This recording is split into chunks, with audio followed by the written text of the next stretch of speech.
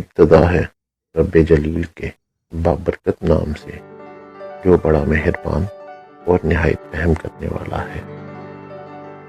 جاگتے رہنا۔ تمام دیکھنے اور سننے والوں کو مائی ٹاکس چینل کی طرف سے السلام علیکم۔ ان ویڈیوز کو بنانے کا مقصد شریف اور معصوم لوگوں کو ٹھگوں، فرادیوں، چوروں اور اچکوں سے بچانا ہے، کیونکہ اس طرح کے اور اس سے ملتے جلتے واقعات ہمارے ارد گرد اکثر رونما ہوتے ہیں۔ برائے مہربانی ویڈیو کو لائک، سبسکرائب اور شیئر کریں تاکہ یہ ویڈیو دوسرے لوگوں تک بھی پہنچ سکیں۔ آتے ہیں اصل واقعے کی جانب۔ میں اسلام آباد میں ملازمت کرتا ہوں اور ہر 2-4 ماہ بعد یا عید اور پبلک ہالیڈیز پر اپنے آبائی شہر آ جاتا ہوں۔ اسی طرح میں جمعہ کے دن ڈیوٹی کر کے اپنے شہر کے لیے نکلا۔ موسم بہت اچھا تھا، ہلکی ہلکی بارش ہو رہی تھی۔ ہمارے ہاں آج کل آئے روز یہ رواج ہو گیا ہے، کہیں کوئی چوری ہو جائے، کوئی ڈکیتی یا قتل کی واردات ہو جائے تو لوگ سڑک بلاک کر دیتے ہیں، کیونکہ ہماری پولیس اور دوسرے انصاف کرنے والے محکمے اتنے بے حس ہو گئے ہیں کہ انہیں جگانے کے لیے اور توجہ دلانے کے لیے ایسا کرنا پڑتا ہے۔ اسی طرح کے ایک ناخوشگوار واقعے کی وجہ سے روڈ بلاک تھا، اور میں کیونکہ عرصہ دراز سے سفر کر رہا ہوں تو میں ایک دوسرے راستے سے جی ٹی روڈ پر داخل ہو گیا۔ ٹریفک نہ ہونے کے برابر تھی۔ کچھ دور گیا تو دیکھا ایک بزرگ جو کہ دیکھنے میں کافی بوڑھے اور ضعیف معلوم ہوتے تھے، سڑک کنارے کھڑے ہیں۔ میں نے یہ سوچ کر کہ بارش بھی ہو رہی ہے اور روڈ بھی بلاک ہے، پتہ نہیں کب انہیں کوئی سواری ملے، انہیں اپنے ساتھ بٹھا لیا۔ اس بزرگ نے سفید رنگ کا کرتا شلوار پہن رکھا تھا اور ماشاءاللہ بہت باریش بزرگ تھے، مجھے دیکھ کر بہت اچھے لگے۔ وہ میرے ساتھ گاڑی میں بیٹھ کے اور مجھے انہوں نے بتایا کہ میں 1 گھنٹے سے سڑک پر کھڑا ہوں لیکن کوئی سواری نہیں آ رہی، تو میں نے انہیں بتایا کہ روڈ بلاک ہونے کی وجہ سے اس طرف کوئی سواری نہیں آ رہی۔ تو انہوں نے کہا کہ اب تو مجھے ٹھنڈ بھی لگنی شروع ہو گئی تھی اور میں اللہ سے یہ دعا کر رہا تھا کہ اللہ میاں میری مدد کر، میں بوڑھا کب تک اس سڑک پر کھڑا رہوں گا، لگتا ہے اللہ نے تمہیں میری مدد کے لیے بھیجا ہے۔ اسی طرح باتوں کے دوران ہم تھوڑا سا آگے گئے تو میں نے دیکھا کہ سڑک کے کنارے 2 خواتین جو کہ کافی ماڈرن لگ رہی تھیں اور ان کے ساتھ ایک بچہ تھا، وہ بھی بڑی بارش میں کھڑی ہوئی سواری کا انتظار کر رہی تھیں۔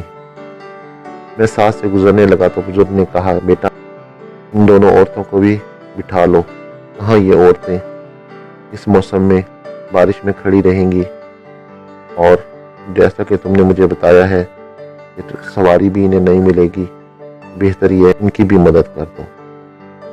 میں نے یہ سوچ کر انہیں بھی گاڑی میں بٹھا لیا کہ شاید اللہ نے مجھے آج ان کی مدد کے لیے اس روڈ پر بھیجا ہے۔ ہمارا سفر پھر شروع ہو گیا۔ ان خواتین نے بتایا کہ تھوڑا سا آگے ان کا گاؤں ہے، وہ صبح اپنے رشتہ دار سے ملنے آئی تھیں اور اب واپس جانے لگی تھیں، لیکن کافی دیر سے سڑک کنارے کھڑی ہیں، انہیں کوئی سواری نہیں مل رہی تھی اور شام بھی ہونے والی تھی۔ اسی طرح باتوں کے دوران تھوڑا سا ٹائم اور گزر گیا تو ان بزرگ نے مجھے کہا، بیٹا کلمہ تو سناؤ۔ میں نے انہیں کلمہ سنا دیا۔ انہوں نے کہا، نہیں تھوڑی اونچی آواز میں پڑھو۔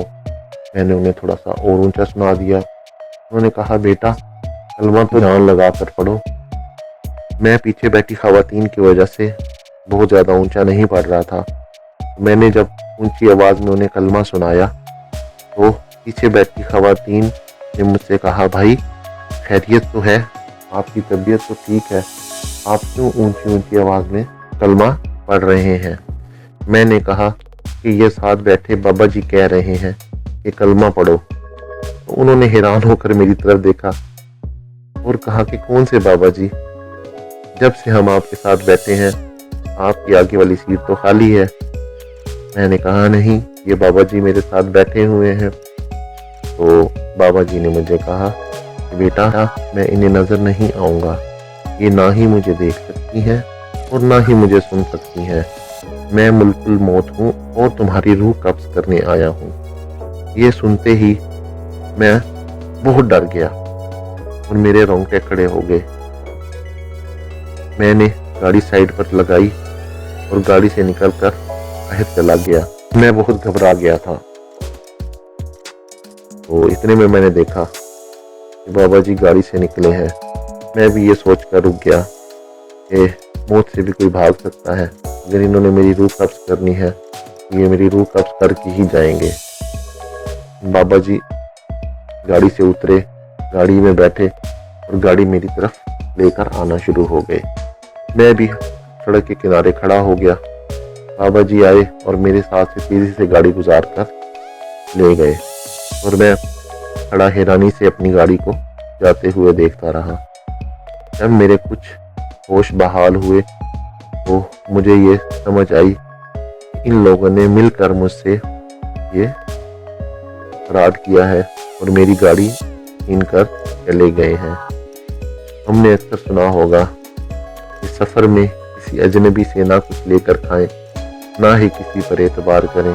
تو اس دن مجھے اس حقیقت کا انکشاف ہوا۔